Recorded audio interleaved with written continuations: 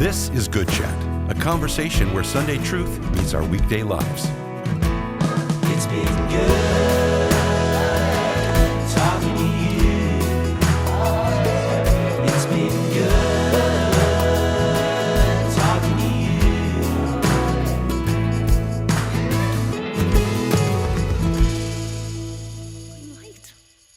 Yeah. Okay. You gave it away. I'm no good at this. You're absolutely good at it. You've never done it. How would you know? I wouldn't. That's right. Yeah.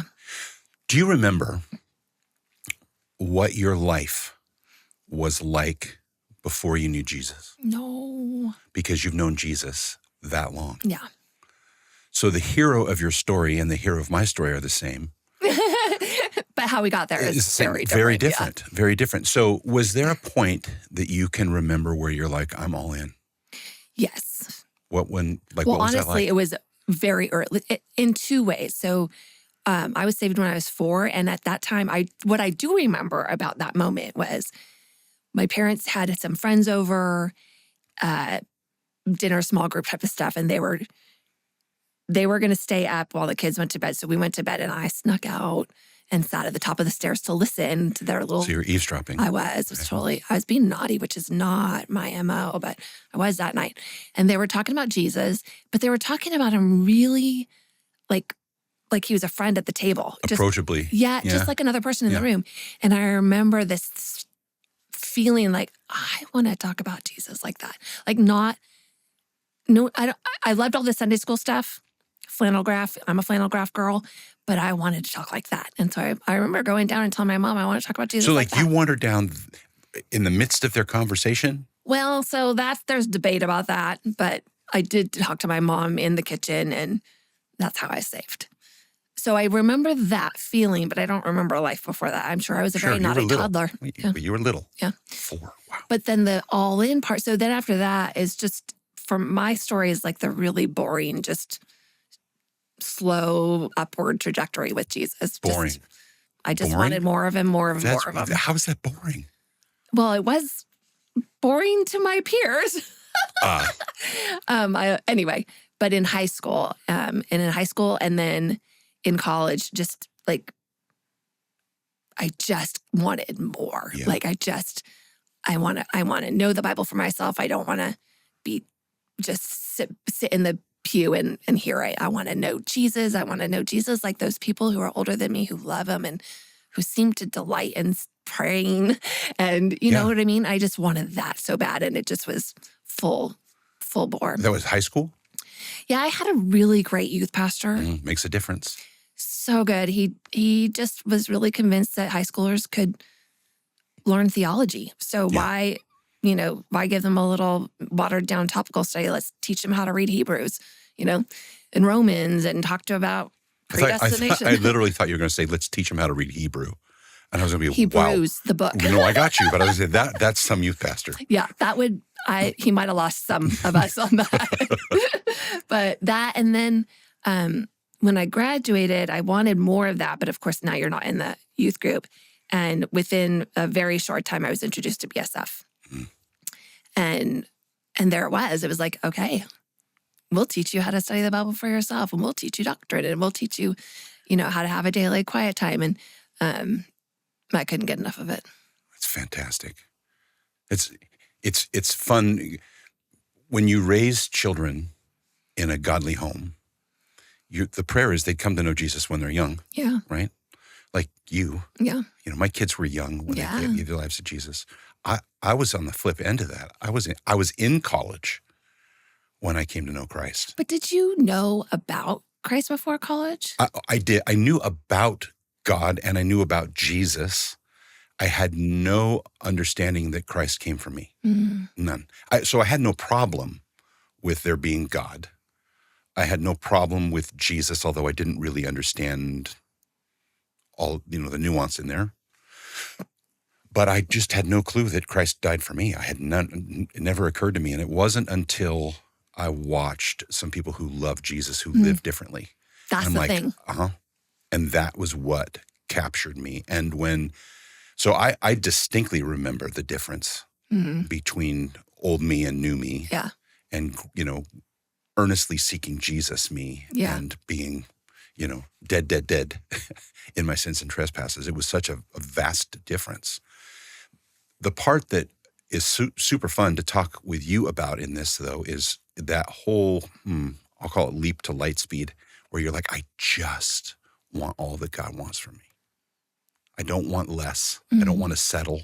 I don't. So as you think about, you're a college age woman, BSF is a reality. You're clipping along, you're growing. What sorts of things did you recognize were tendencies that were easy to lean into? And for instance, very often we'll say, read your Bible. That tends to be one of the go-tos.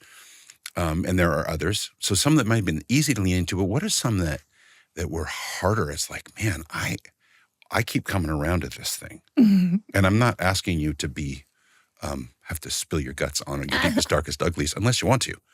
But you understand what I'm asking? I do. I would label those things as selfish. I don't know that I would have known that they were selfish at the time. They were just areas it was harder for me to depend on God because I didn't yet know how trustworthy he was. I distinctly remember having to decide for myself if I was going to tithe. In college, we were broke. Of course you were. Chris You were in and I college. got married in college, so we were broke married students in college. So tithing was like, maybe God didn't intend for college students to tithe, But it came down to trust. Like, do we trust God enough to say, we'll give him 5 or 10 of our only $40 this month and see if he will take care of us, And for us at the time, it was kind of an if. And I do remember being more like, no, we need to do this. But I don't remember feeling that piece of, oh, of course I can do this. Does that make sense? Yeah. So that was one that stands out to my mind because once we did it and we saw how faithful God was, it was never an issue again. There was no going back. It was just God will always provide. I remember once you said to us, we were facing an unexpected, huge financial burden. And you said, it was great. I've come back to it so many times because I knew it, but I needed to hear it. You said, God is the God of all resources, He owns the cattle on 1,000 hills. Yeah. You're asking the person who's limitless, but you just put it that way. You said, God is the God of all resources. Right. I don't have to worry about this. So tithing. And then another one is just selfishness with my time. Like, I like to sleep. I should change that. I actually do need more sleep than other people. My mom has said I was the big sleeper of all the babies, and now we know I have low blood pressure. Of course I need to sleep more. So it's really, I'm never going to be that person that wakes up at 5:30 in the morning to study my Bible before all the kids are going, It sounds lovely. What a dream that would be. It's never going to happen. So, but what I can do is say, I'm not going to be selfish with my time and stay up till 10:30 and then be upset that I can't wake up at 5:30 in the morning. I can go to bed at 9 or 8:30 even. Lucky. I won't even tell you sometimes how early I get. But I don't have to hold on to that just because I can. I can say, okay, Lord, I give you all of me, including my energy level. Yeah. Knowing he'll supply. And it's fun to think about how far God will go to meet us when we just give him. And I don't mean it like we should just give him a little and see if, okay, I get it. Sometimes there is that, like, I'll trust him with this little bit of what we have of money to see what happens. And God says, test me in these things. Yeah. Right? He's faithful. Yeah. But it's how far he goes when we'll just step out like he wants us to and see, there you go. I got you. You're safe, I'll care for you. One of the things that I have been noodling on for the past couple weeks is directly tied to that idea of being intentional with earnestly seeking that growth. Because, you kind of go through, for instance, we'll go back to college or back to when I was a new believer too, where you're here we go. You just full tilt, pedal to the metal, let's whatever you want. And then the rhythms of life come and marriage comes and family comes and busy comes and all the things. And next thing you know, you're squeezing in time, you're finding time, and you're at the same time wondering, why don't I feel as though I'm empowered and intimate with my Lord as I used to be or want to be? And what happened there? And God's like, I haven't moved. I'm still here. I'm right here. So I have been these past couple weeks asking Lord, okay, what are the next things you want to do in me? What are the next refining places? That's nuts. But that's always where the growth happens. It's like, be careful how you pray. Yeah. Right. Have you been able to identify some of those areas are you just asking the question and it's just out there in the ether, just kind of waiting for him to respond? Or are you like, yeah, I think I know what he wants me to be working on? Yes and no. Okay. Yes, in the sense that I want to refresh how I'm spending time with him. Like I started listening to the Bible instead of reading because I get things differently when they come in. But tied to that now, I've started to listen and read it. Yes. At the same Powerful. time. Right. Yeah. And so stuff is going in and I'm picking up pieces that I'm like, how many times have I read through God's word and I'm still like, wait a second, I completely missed that part. And it could have been a little smidge. Yeah. I love that about reading the Bible though. Like there's so much. We're never going to be too old to read it and get something. Right. And that's the piece though. I think we all know people who they could quote chapter verse. Oh yeah. But then you look at them and it's like, where's your joy? You know what he says, but where's the joy? And I think the disconnect comes in not just hearing what he said, but doing what he said, trusting him to lead you in what he said. That's hard for me at times, particularly I think as a dad. Interesting. As you watch your children grow up, as you have raised them and then you have to let them go. It's like, I have to remind myself all the time, he loves them more than I do. I'm not going to control this one but how am I going to trust him with this? How am I going to say yes to him? Even as I watch them struggle is a good word. Yeah. But wrestle, grow up, all the things that you really want for them to be able to do and trust him with. So, some of it's still out there in the ether for me. I'm still praying, Lord, what is it though? How else do you want to do this in me? Because I know, and maybe you can identify, maybe not. I have a historical performance tendency. Look at me. Am I good enough? Am I fast enough? Am I smart enough? Do you love me? Right? God bless you. And to hear, the idea of God singing over me. Did that not just give you shivers when Brian talked about that? Yeah, it did. That is what's landed with me. Talk with me about it. Well, so he's quoted Zephaniah 3, where God sings over him, us. And then he said something, and I don't remember what exactly it was, but something about he wrote this opera for you. Yeah. And I started thinking about how, I know you've done this too, but we sing over our babies, especially when we're trying to comfort them. But God wasn't saying that I'm singing to comfort you. He was saying I was singing. I'm rejoicing over you. He delights in us. And I can't help myself but to sing, you know? You know what I mean? Is that the voice you hear when you think of yes. So, but that feeling where we're just effervescing and just it's got to come out and that's not. And man, I love my kids, and when we're having a family moment and everything's jiving the right way, and it's like this little mini family miracle. I just want to sing. I used to dance in the kitchen, make my kids laugh, and that's what I imagine about. about how God feels about us, but he feels that way about us now. Not, I feel that way about who you will one day be. Right. And that's what blows my mind, because I know that I'm not that great. I hopefully one day will be, but I'm not that great. And you delight over me and in singing. Right. That's how he feels about you. Melts That's how he me, feels about me melts in me. Christ. That's, wow. What God feels like when he's with you. Because a lot of what we've talked about already is like how we feel, but what he feels when he's with me. Yeah. Marinate in that.